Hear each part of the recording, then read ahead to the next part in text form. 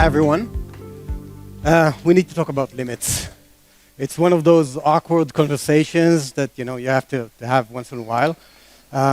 Any parents in the crowd, in the audience? Yeah? Okay, great. You know what happens when you give your kid your phone and they find out that there's a game where they can buy stuff? Yeah, you know that happened to you?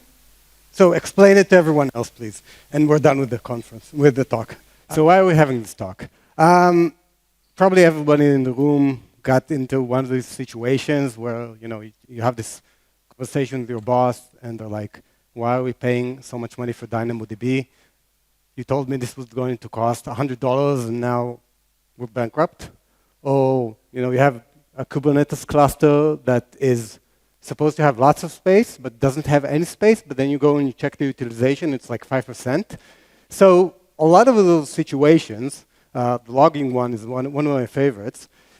We're seeing these situations more and more over the years. This didn't happen before. I know it's a shock to people, but this kind of stuff never happened in the old days.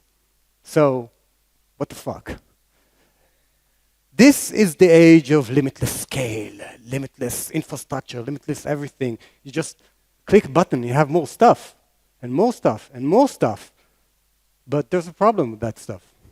All that extra dynamic stuff.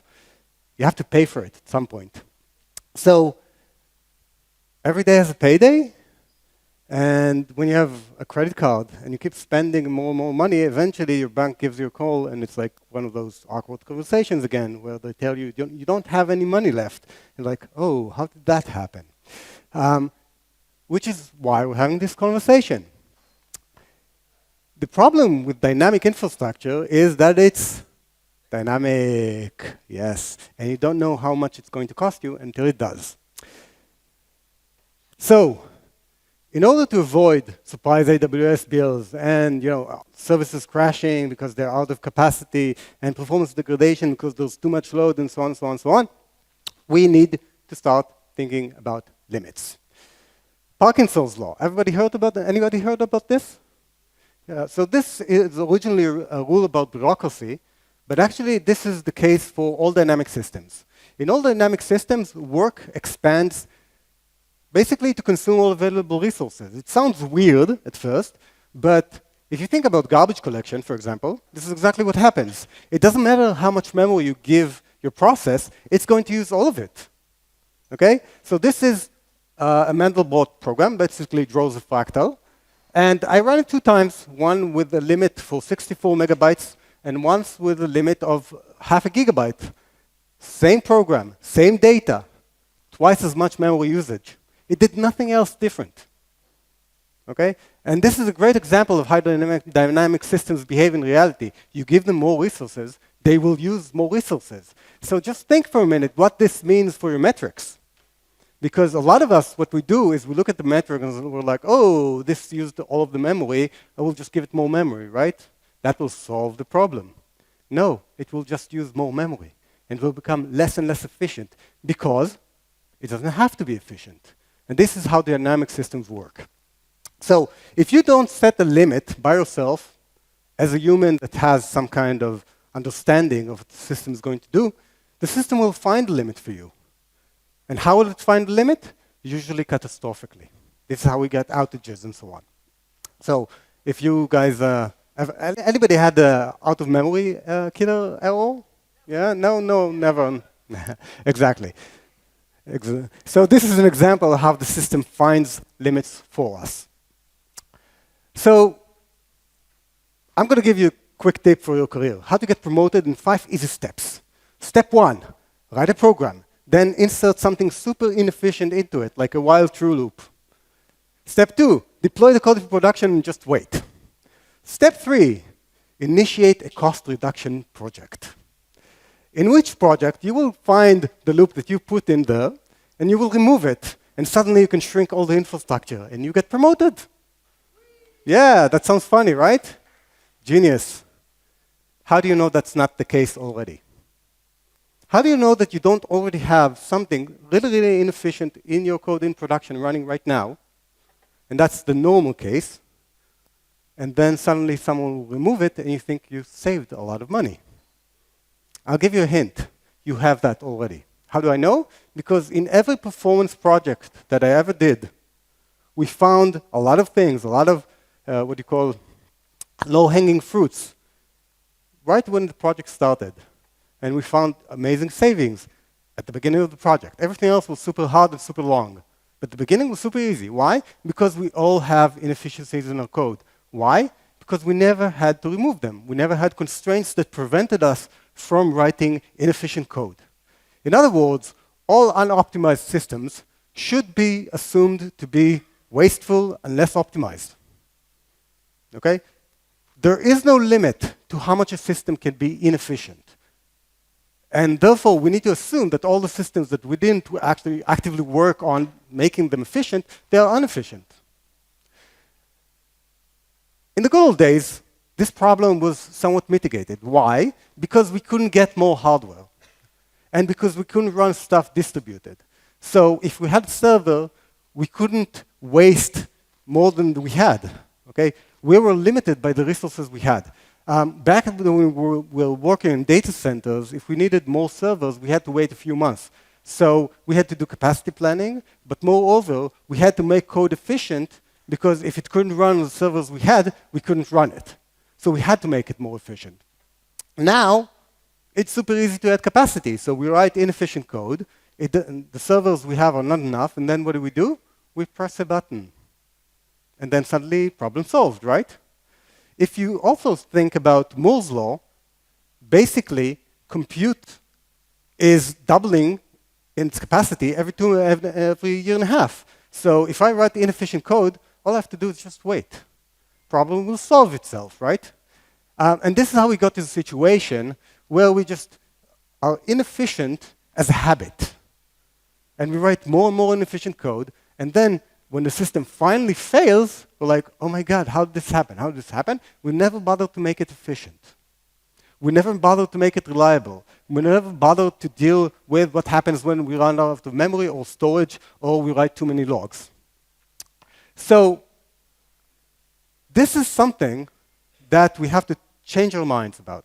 And every time I talk about stuff like waste and how Amazon bills are too big, the cloud bills are too big, stuff like this, people tell me we can just solve it with FinOps. This is not FinOps. This is not about FinOps. FinOps is a methodology that is around cutting costs. This is not about cutting costs. This is about reliability. This is about improving the robustness of the system. Cost is more of a side effect. This is also a proactive approach, whereas FinOps is mostly reactive. It looks at how much a system did cost instead of how to limit the cost going further, going into the future. So this is something completely different.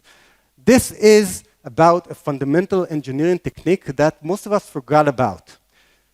This engineering technique is the art of putting limits, using limits to box components so they don't run amok. So it's basically a control system, okay, that we can build into our design to prevent problems. This control system has a few features. One of them is monitoring and alerting. And another one is a coordination system that allows us to coordinate between teams and components. I'll talk about that in a bit. But also reliability and isolation. Everybody heard about bulkheading? So bulkheading is basically what you have in a submarine, where if one part of the submarine has some kind of leak and water goes in, the rest of the submarine is isolated from this problem, and you can still have a functioning submarine, although you have a problem in one part of it. One of the things that we gain by this technique is cost control, but as I said, it's more of a side effect than a target. So the basic concept is this. You have some kind of workload, which is dynamic, and you put it in a container, a limited container. And in that container, you take some part of it as a reserve for emergencies. There are a few techniques for maintaining this reserve. And you have basically a soft limit and a hard limit. The hard limit is the container itself, and the soft limit is basically the capacity you have after the reserve. And when you hit the soft limit, you don't crash the process immediately. You still have time to respond. So you can use it as a trigger. You can use it for monitoring to alert that you're running out of capacity, out of some kind of resource. Or you can use it to get more of the resource, maybe from reserve, maybe from other places, to do allocations and so on. You still have some time to recover from the problem. And this is the idea. You probably all seen it somewhere. If you drove motorcycles in the old days, you used to have a switch to go to reserve tank when you're out of fuel. So it's the same idea, basically. So where do limits live? Where do you have them? We have them everywhere in the system. There is no, because this is such a basic engineering technique, there is no component that we use that doesn't have some kind of limit as a part of the infrastructure. So, for example, if you're using Linux or Unix, you have the POSIX R limits, C groups nowadays, which is in Kubernetes and Docker and so on. On cloud platforms, you always have some kind of quota. You can't just use infinite amount of anything. If you have applications, then in the applications themselves, there's a limit for connection pools. There's a limit for rate limiting for external requests and so on. And of course, stuff like timeouts and back pressure and so on, so on, so on. So every layer needs to have a limit. However, there are many things that we don't think about as stuff that might have limits that also have limits or should have limits. For example, how many log lines do you generate per transaction? If you don't limit it, you're going to end up paying a lot of money to logging vendors. Metrics, same idea. If you don't limit the amount of metrics that you generate, you're going to end up paying a lot of money to metrics vendors and so on. People don't think about a limit for DNS zone records. Okay? Some people discovered the hard way that if you don't limit the amount of zone records you have, when you have a problem in DNS, it's going to be very, very painful. So a lot of things that we don't think about as resources are actually resources that need to be managed and limited. The obvious example would be time. What is a timeout? It's basically a limit on the amount of time you're allowed to spend doing something. Okay? Might be a user request, might be something else.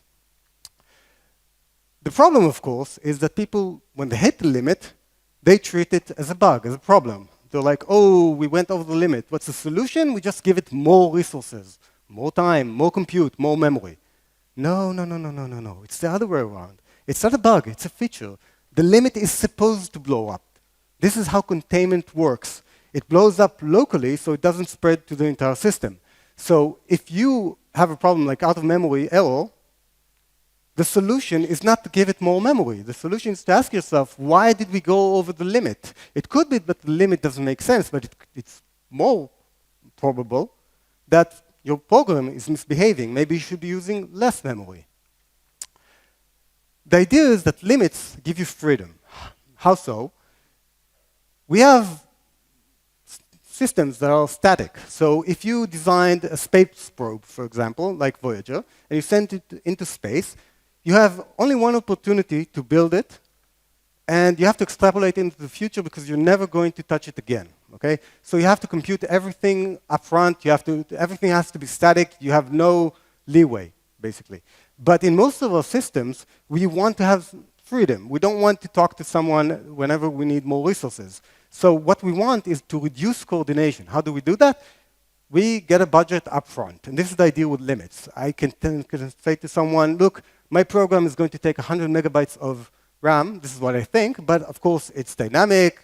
I'm going to add features, so on. So I ask for a budget of 500 megabytes. This is my limit. And within that limit, I can do whatever I want until I'm over this quota.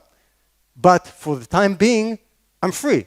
This frees me from coordinating with everybody else all the time. And this is the idea behind limits. It makes the system more predictable, it makes it more isolated, more robust, and therefore it frees me to do my work without having to worry that the system will crash or that I will take resources from some other team that needs it.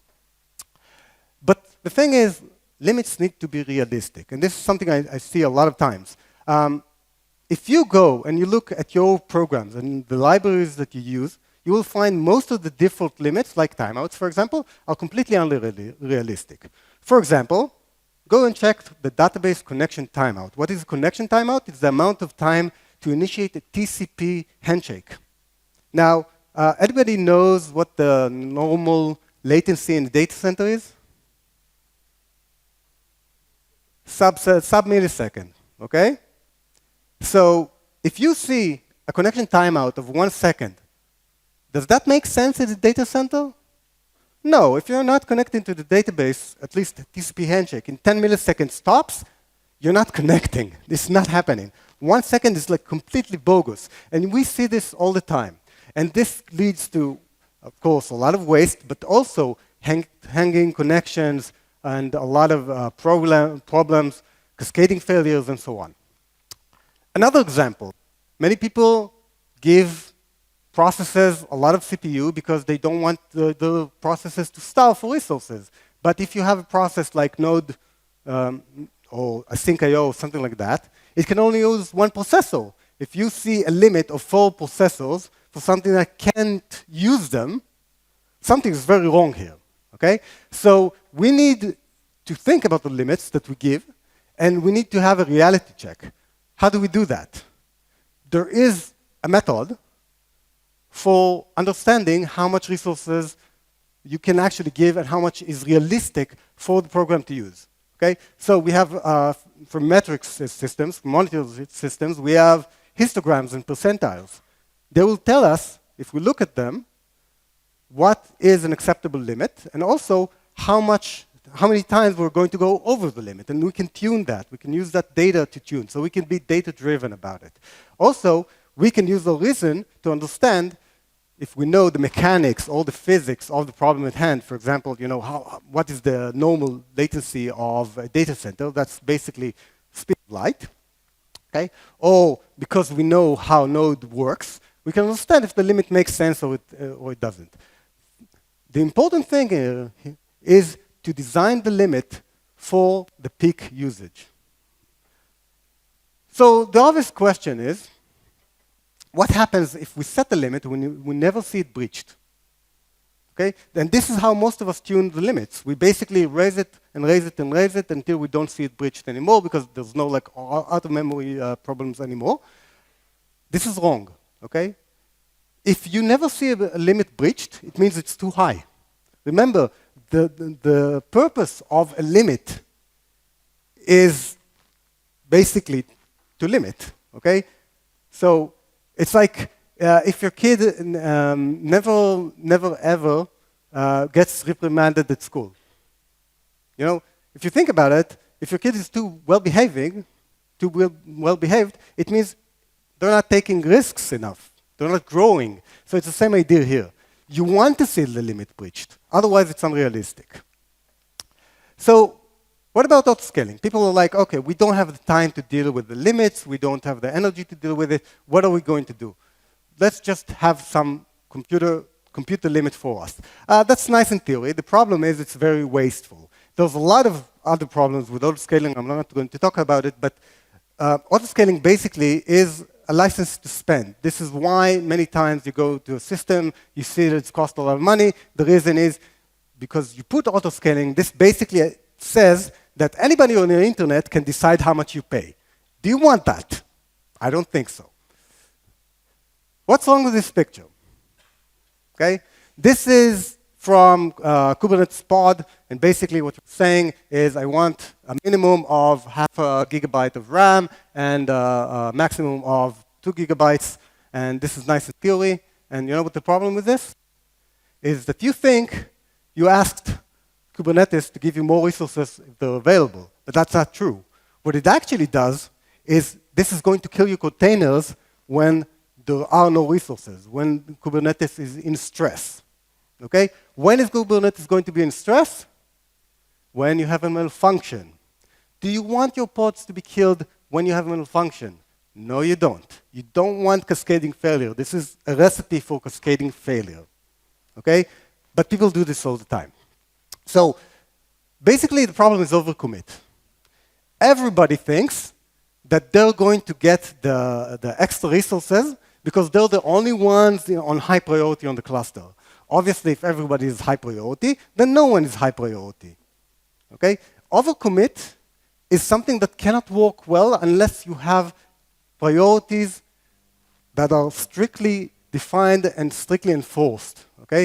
So if you have a batch process or something like this, great, that's amazing. This is when you want to use stuff like overcommit. Do you want to use it for user-facing high critical services? No, you don't. But, of course, people do it all the time. Basically, a resource budget is a contract that is enforced by the system, and we assume there will be failures. We assume that on peak load, we will not have resources enough for everyone. Okay, so that's basically the design. So we need to flip our thinking into resource-oriented design. What does that mean? We start from the limits. We stop asking, how much did it cost, which is a reactive approach. We start thinking about budgets. How much am I willing to spend? And within that budget, within what I'm willing to spend, I will do as much work as I can. If I don't have enough resources, I will do less work. This is the opposite of the usual design paradigm. So, limitless design principle. Okay? Basically, you understand which resources you have and can run out. You define the limits, you budget, so you coordinate between teams and the different computation phases. You use the soft limits as a means for monitoring, and you design for degradation. You design for when you will not have resources, because this is going to happen. This is not theoretical. And when you hit the limit, yes, of course, we have some ways of dealing with this. Basically, this is a talk in itself, so I'm not going to spend too much time on it, but you can talk to me afterwards about this. Also, I did a few talks about how to deal with overload. Finally, the cloud did not eliminate the need for constraints and limits. It actually made them more important. Just because we can press a button and get more resources doesn't mean that we should. We need to deal with the limits that we already have in place. We need to actually use them. And this is how we get basically a reliable system that can scale. Thank you very much.